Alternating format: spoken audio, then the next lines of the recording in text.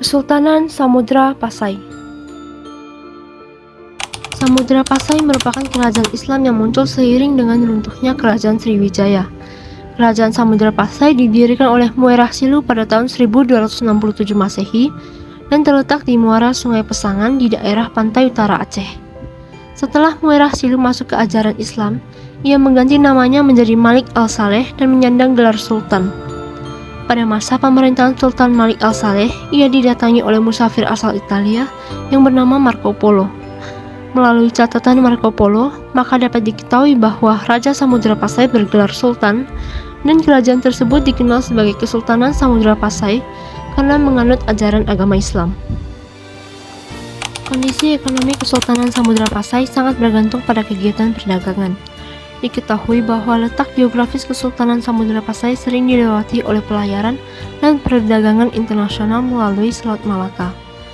Perkembangan jaringan pelayaran dan perdagangan di wilayah Samudra Pasai juga disebabkan oleh runtuhnya kerajaan Sriwijaya di Palembang, yang menyebabkan banyak pedagang berpindah area untuk melakukan pelayaran dan juga perdagangan, yaitu ke Selat Malaka yang dekat dengan Samudra Pasai. Saat itu, Samudra Pasai tumbuh sebagai kerajaan maritim dan bandar transit internasional. Tak jarang keberadaan jaringan pelayaran dan perdagangan antar bangsa di area Selat Malaka yang dekat dengan Samudra Pasai diberitakan di media Cina dan juga Arab, menyebabkan banyak sekali pedagang asal Arab, Turki, Persia, Gujarat, dan lainnya hadir di Kesultanan Samudra Pasai. Di masa kepemimpinan Sultan Mahmud Malik Al-Zahir, Kesultanan Samudra Pasai berhasil mencapai puncak keemasannya dan berubah menjadi pusat perdagangan internasional. Samudra Pasai juga memiliki banyak pengaruh atas pelabuhan-pelabuhan penting di ujung Sumatera, contohnya Pelabuhan Pidi dan Pelabuhan Perlak. Selain itu, Samudra Pasai juga menghasilkan berbagai komoditas perdagangan ekspor seperti lada, sutra, kapur barus, emas, dan banyak lagi. Setiap tahunnya, Samudra Pasai mampu mengekspor komoditas-komoditas tersebut dalam jumlah yang sangat besar dan menjadikan pajak barang yang diekspor sebagai penghasilan utama pendapatan Samudra Pasai.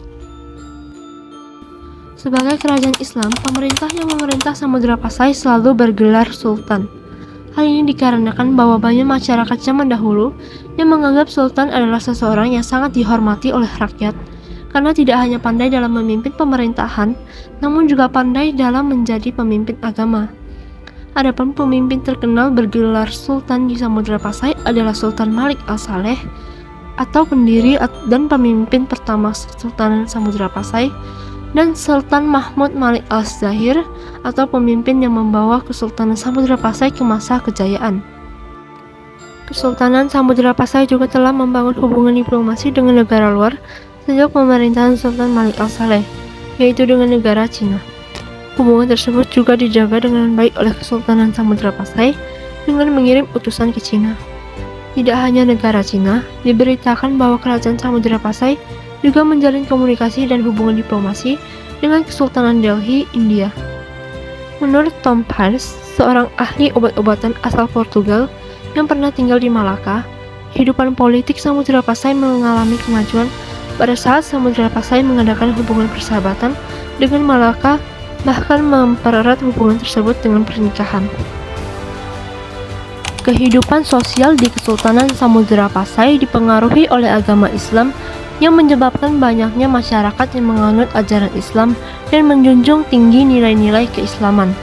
Namun ternyata masih ada masyarakat yang menganut ajaran Hindu-Buddha sebagai bentuk peninggalan kerajaan-kerajaan Hindu-Buddha sebelum masuknya Islam di Nusantara. Selain dari segi agama, kehidupan sosial di Kesultanan Samudra Pasai juga terbagi menjadi dua golongan masyarakat, yaitu golongan bangsawan dan juga golongan rakyat. Golongan bangsawan terdiri dari raja, para pembesar, dan ulama, sedangkan golongan rakyat terdiri dari petani, nelayan, pedagang, dan lain sebagainya. Budaya di Kesultanan Samudra Pasai banyak dipengaruhi oleh corak keislaman, seperti pendidikan yang dimana Kesultanan Samudra Pasai sangat kental dengan tradisi mengaji Al-Quran dan juga mempelajari ilmu agama Islam di sekolah keislaman yang disebut dengan pesantren. Selain itu, ada juga seni ukir, seni bangunan, dan seni sastra. Ada beberapa budaya yang dapat dilihat dari peninggalan Samudra Pasai, seperti makam Sultan Malik Al-Saleh, lonceng Cakradonya, dan dirham atau koin peninggalan Samudra Pasai. Kesultanan Samudra Pasai mulai mengalami keruntuhan pada awal abad ke-15. Penyebab runtuhnya Samudra Pasai dipengaruhi oleh faktor internal dan faktor eksternal. Faktor internal yang mempengaruhi runtuhnya Samudra Pasai adalah konflik keluarga kerajaan yang terjadi di akhir abad ke-14, sehingga menyebabkan perang saudara. Faktor eksternal yang mempengaruhi runtuhnya Samudra Pasai adalah kerajaan Majapahit yang memiliki tujuan untuk mempersatukan Nusantara, yang menyebabkan Majapahit meluncurkan serangan ke Samudra Pasai. Lalu, berdirinya kerajaan Malaka pada awal abad ke-15 yang membuat pusat politik dan pusat perdagangan baru yang letaknya lebih strategis juga menjadi faktor kemunduran Kesultanan Samudra Pasai. Terakhir, serangan bangsa Portugis pada tahun 1511 Masehi, di mana pasukan Portugis yang dipimpin oleh Alfonso de Albuquerque menakluki wilayah Samudra Pasai dengan menguasai sebagian besar wilayah Samudra Pasai dan menandai bahwa Samudra Pasai telah runtuh pada tahun 1521 Masehi. Kesultanan Aceh Darussalam. Kesultanan Aceh didirikan oleh Sultan Ali Mughayat Shah pada tahun 1496. Pada awalnya kerajaan ini berdiri atas wilayah kerajaan Lamuri, kemudian menundukkan dan menyatukan beberapa wilayah kerajaan sekitarnya mencakup Daya, Pedir, Lidi, dan Nakur. Selanjutnya pada tahun 1524 wilayah Pasai sudah menjadi bagian dari kedaulatan Kesultanan Aceh, diikuti dengan Aru. Pada tahun 1528, Ali Mughayat Shah digantikan oleh putra sulungnya yang bernama Salahuddin, yang kemudian berkuasa hingga tahun 1537. Kemudian Salahuddin digantikan oleh Sultan Alauddin Riyad Shah Al-Qahar yang berkuasa hingga tahun 1571. Kehidupan politik Kesultanan Aceh saat itu adalah pemerintahannya terdiri dari dua, yaitu pemerintahan sipil dan pemerintahan atas dasar agama. Kehidupan ekonominya berkembang dengan pesat karena ada daerahnya yang subur dan banyak menghasilkan lada. Penguasaan Aceh atas beberapa daerah di Semenanjung Melaka menyebabkan bertambahnya bahan ekspor penting seperti timah dan lada yang dihasilkan di daerah itu. Kehidupan sosialnya saat itu adalah lapisan sosial yang berbasis pada jabatan struktural, kualitas keagamaan, dan kepemilikan harta benda. Mereka yang menduduki jabatan struktural di kerajaan menduduki lapisan sosial sendiri. Lapisan teratasnya adalah sultan dan di bawahnya adalah para penguasa daerah. Sedangkan lapisan berbasis keagamaan merupakan lapisan yang merujuk pada status dan peran yang dimainkan oleh seseorang dalam kehidupan keagamaan. Lapisan sosial lainnya dan memegang peranan sangat penting adalah para orang kaya yang menguasai perdagangan.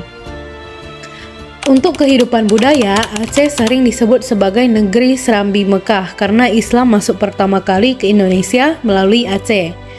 Orang Aceh mayoritas beragama Islam dan kehidupan mereka sehari-hari sangat dipengaruhi oleh ajaran Islam ini. Pengaruh Islam yang sangat kuat tampak dalam aspek bahasa dan sastra Aceh. Contohnya kitab Tarjuman Al-Mustafid yang merupakan tafsir dari Al-Quran.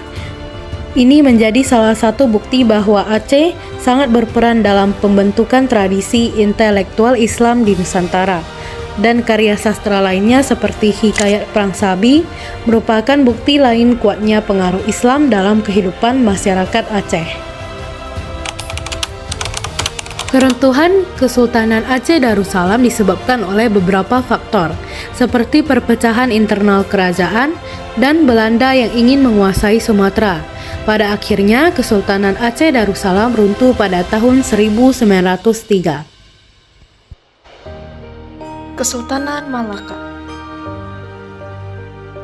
Berdasarkan Sulalatus Salatin, Kerajaan Malaka didirikan oleh para Meswara pada tahun 1390 hingga 1413 ketika ia berhasil meloloskan diri dari serangan Kerajaan Majapahit. Kerajaan Malaka ini merupakan kelanjutan dari Kerajaan Melayu di Singapura. Kemudian serangan Jawa dan Siam menyebabkan pusat pemerintahan berpindah ke Malaka.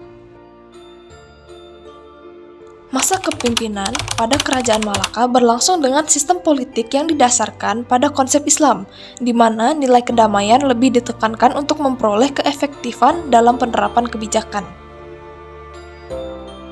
Kesultanan Malaka adalah kerajaan maritim yang mengandalkan perekonomian dari perdagangan. Terlebih lagi, lokasinya yang strategis yaitu di jalur perdagangan internasional membuat kerajaan ini berkembang sangat pesat. Kerajaan Malaka dipengaruhi oleh faktor letak, keadaan alam, dan lingkungan wilayahnya. Sebagai masyarakat yang hidup dari dunia maritim, hubungan sosial masyarakatnya sangatlah kurang dan bahkan mereka cenderung mengarah ke sifat-sifat individualisme. Kelompok masyarakat pun bermunculan, seperti adanya golongan buruh dan majikan. Pada kehidupan budaya, perkembangan seni sastra Melayu mengalami perkembangan yang pesat, seperti munculnya karya-karya sastra yang menggambarkan tokoh-tokoh kepahlawanan dari kerajaan Malaka, seperti Hikayat Hang Tuah, Hikayat Hang Lekir, dan Hikayat Hang Jebat. Yang menyebabkan kerajaan Malaka runtuh adalah akibat serangan Portugis pada 24 Agustus 1511 yang dipimpin oleh Alfonso de Albuquerque. Sejak saat itu, para keluarga kerajaan menyingkir ke negeri lain. Kesimpulannya, ketiga kerajaan tersebut merupakan pusat perdagangan di Asia Tenggara pada masanya karena dilalui oleh jalur perdagangan internasional. Ketiga kerajaan juga memiliki pengaruh besar dalam memperdagangkan rempah-rempah dan menyebarkan ajaran Islam di wilayah tersebut. Namun, lama-kelamaan ketiga kerajaan tersebut mulai dijajah oleh bangsa Eropa yang ingin menguasai perdagangan rempah-rempah di wilayah tersebut. Hal inilah yang menjadi faktor utama kemunduran kerajaan Islam di Nusantara. Meskipun saat ini kerajaan Islam telah runtuh, tapi peninggalan kerajaan-kerajaan tersebut masih memberi banyak dampak bagi kehidupan kita sekarang. Contohnya, tradisi membaca Al-Quran yang masih dilakukan masyarakat, tempat ibadah masjid yang khas dengan Islam, dan berbagai ajaran nilai-nilai normal positif yang masih diturunkan hingga saat ini.